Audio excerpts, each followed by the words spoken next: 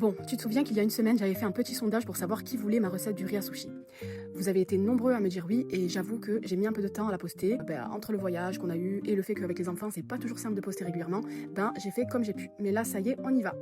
Alors déjà, première étape, on va rincer bien le riz, genre 3 à 5 fois jusqu'à que l'eau soit bien claire. Ensuite, tu le laisses tremper dans un saladier d'eau pendant 30 minutes. Après ça, on va venir égoutter et direction la casserole. Pour 150 g de riz cru, il va falloir ajouter 200 g d'eau. Tu veux en faire plus? Tu vas doubler tout simplement. On met sur feu assez fort et dès que ça bout, hop, on couvre, on baisse sur feu doux et on laisse cuire pendant 15 minutes.